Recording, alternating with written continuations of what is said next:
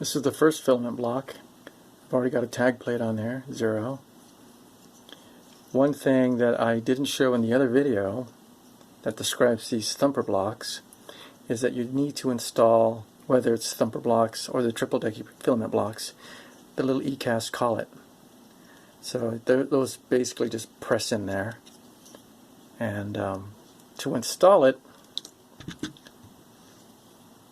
you need to add a T-nut. You're going to use those M3x8s that you got with your kit, if you got a kit. The T-nuts, well, source those yourself. Before you slide this in, get one of these BMG gears that have the set screw in them. It helps to have the flat of the D-shaft facing up. Slide it in with the gear on this side.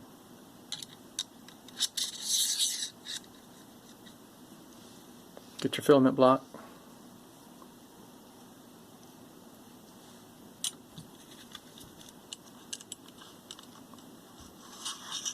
Slide it in.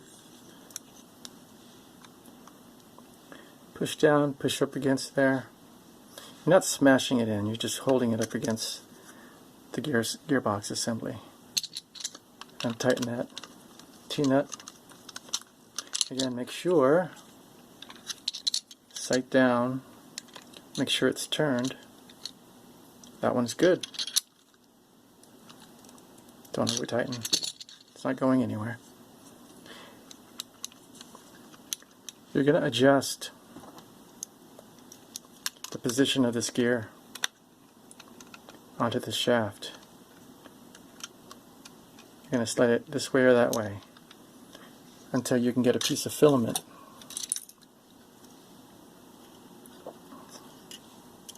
And you can line it up and see that it's where you want it to be.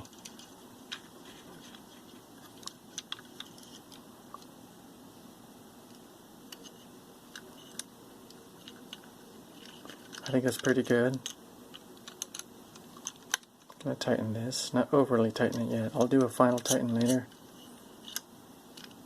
If you can, use Loctite on these little set screws, grub screws some people call them.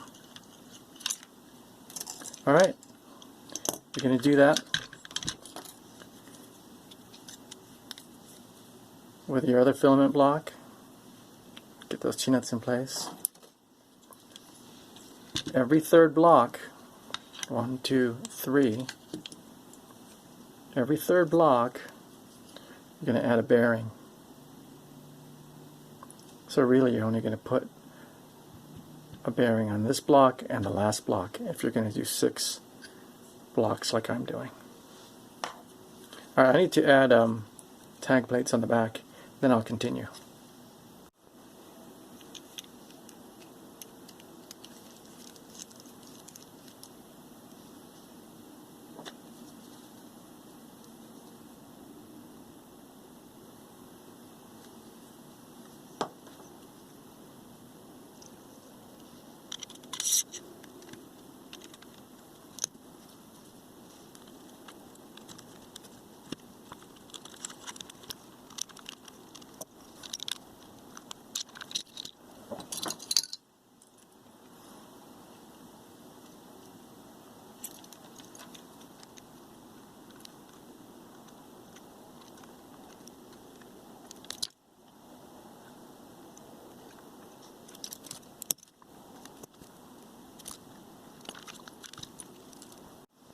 I wanted to remind you that this is the third one.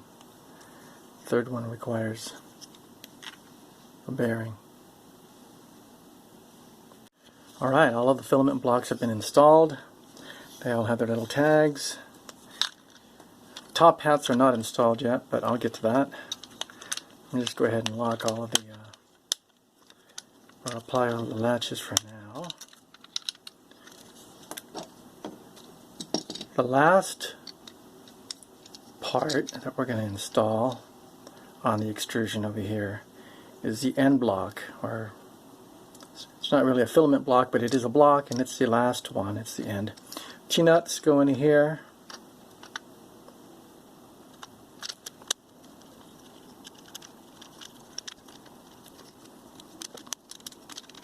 kind of fighting with me there. Alright, there we go. Alright, tighten that, turn it, pushing down on here so that way it's flat on the extrusion. Great, that's locked. Tighten it down a little bit.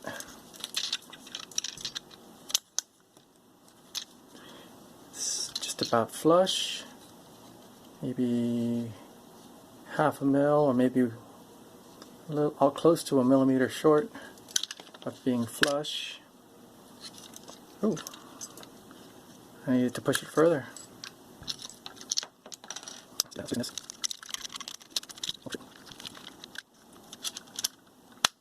There we go. It's flush there. So now it's about close to a mil sticking out, which is pretty nice. Again, the extrusion that I'm using here is 175. And I sized that number so that it would be flush or close to it. And that was based off of a previous dry fit where I had cut this to 183. There's a bypass, a hole there, if you want. Let's get the bottom feet, so that way when I lay it down, there's this piece over here. It's going to use a T-nut.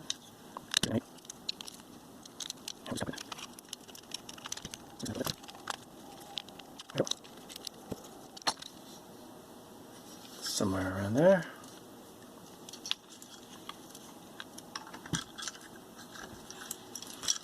All right.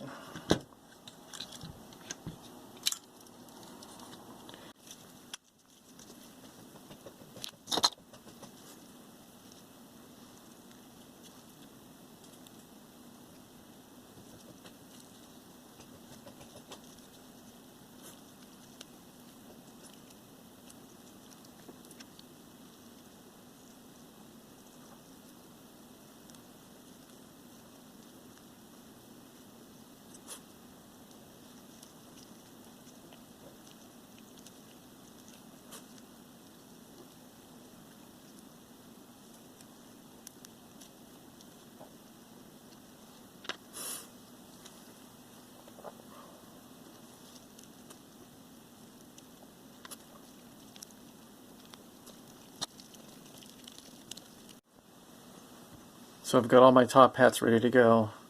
I've already set or installed those gears into these top hats. This one needs to be pushed down, so basically this is nice and flat.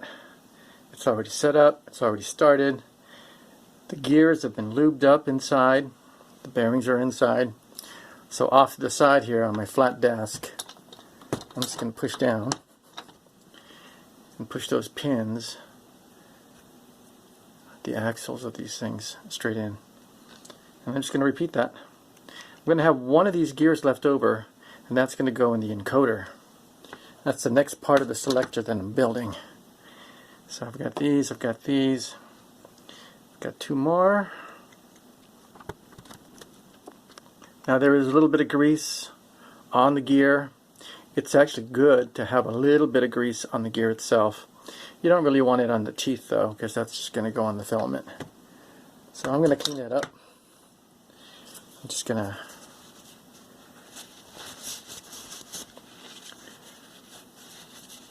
roll this like that, and that should be good. But yeah, Bondtech says to put a little bit of grease on the inside of the needle bearings and a little bit of grease on the gear itself, or some PTFE lube, maybe some oil.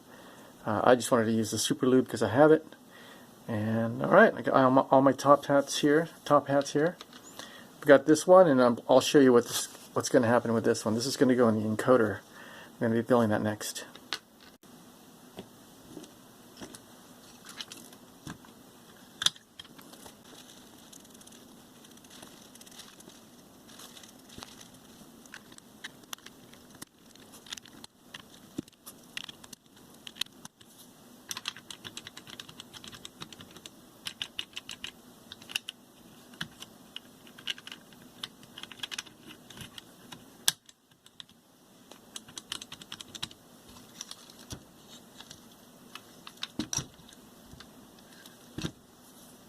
Alright, let's double check the action. Let's turn the shaft. There's no binding, everything feels good.